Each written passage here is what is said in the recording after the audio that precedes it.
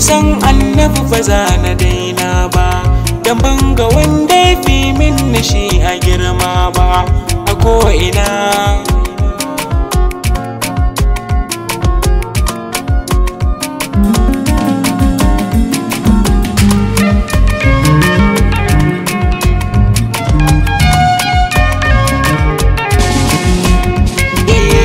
Farko na kira sarkin nan da ya halitta sama a ciki ya fitarwa, kai na kira a duka komai na, saboda in zanai kar ya zama wahaltarwa. Dai roko ka kara baiwata a duka inda na je kar na samu sotarwa.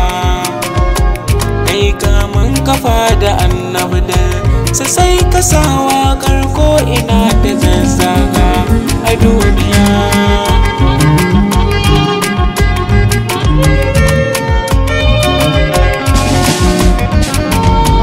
Gara salatika gurin sa'ami da wasu dafa wanda ya bansa kai ka fara shi, sai da ka yi shi sai ka sanya mala iko da nasu mutane mu dinga begen shi. Har tsirrai da duka kwayoyi da aljanu su ma na ji sun yi kewar shi, don haka na rike yabanka da san ka babu wani kayan wanda za ya sa in bar ka duk wuya.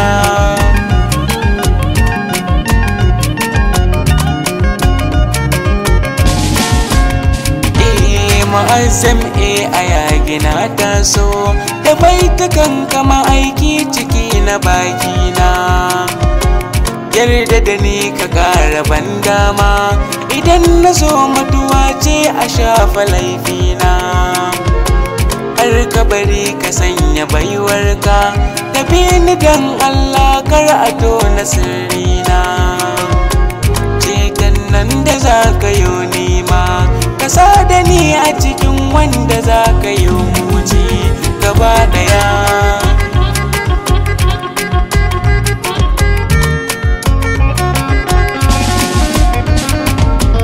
Ahalil baiti ba ni nisa sai na ciyo birki na yi gasa da kayina. Kunkuna dira kusa kusaita ni kuma da ni ɗan lailan gidan ku na yi murna.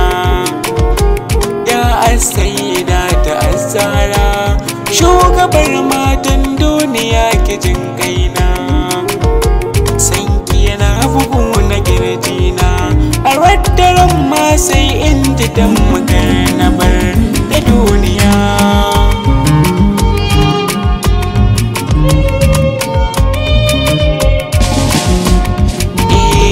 Ba na bidar zama da duk makiyin ka shugaba balle ma ya zo mazaunina, kan ƙaunar ka na yi nisa akan ka zan iya komai na ba da ruhina. Zan iya jure dukkanin kunci bakar wuya ko ƙunar wuta dare rana. Ni da na yi rashin ka ya face a kwace komai na ba abin da ya saura da dukiya.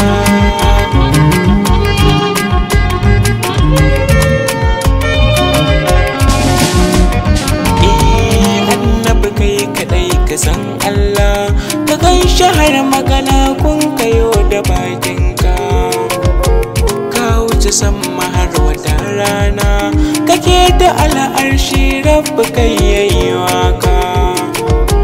Kuka gana ya baka sallahar da daga dokoki babu wanda ya yi waka.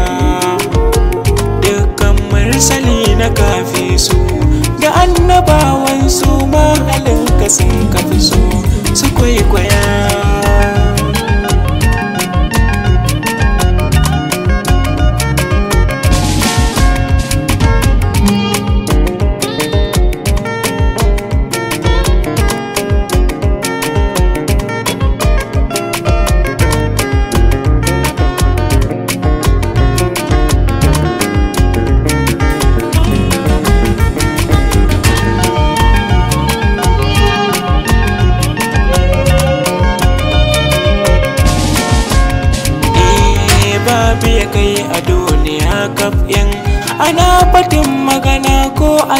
lokacin mulki.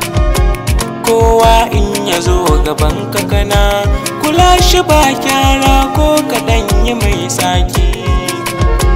Har na suna yaban ka kware, har ajiya ma sun baka dan kawai kirki. Wanda kake gare su har musulunci sun ka karɓa domin kana ije musu kuka ajiya.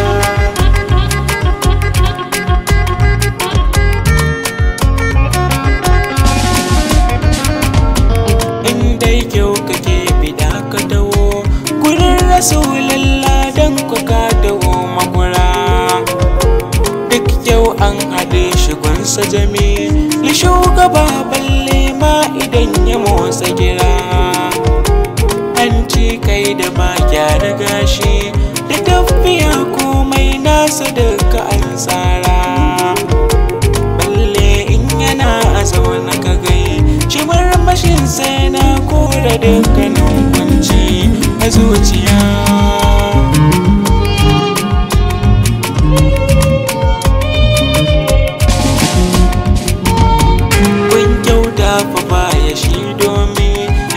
Yake kyauta har aje a dawowa. Yanzu ya baka an jima dawo, ya baka har sai ma ka gaji da komowa. Shi ne wanda za ka wa kyauta da ɗan kaɗan amma in ya tashi mai dowa.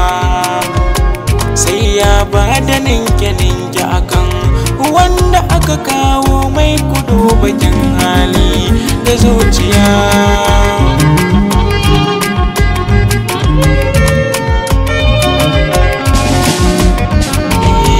Kun ga guri fa baya shi manzo da Sabiru Allah ya kira shi bawansa. Komai an kamai yana haƙura ba shi ramuwa danken ɗabi'unsa. Sun yi mai da kan kunci ba shi dubawa danken ɗabi'unsa.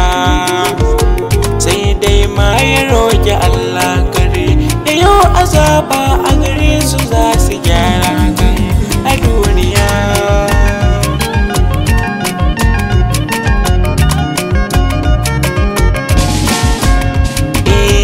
Mulkin duniya da lahira kai kake yi dan kai akai ruwa da wata. Dan kai aka kage komai ma mai rai da mara motsi in take duka halitta. Wacce ubangiji ya kage ta ka wuce ta kai mata dukkanin rata. In ka tsaya misalta girmansa kan ka za ya buga karshe ya zama kamar da duniya.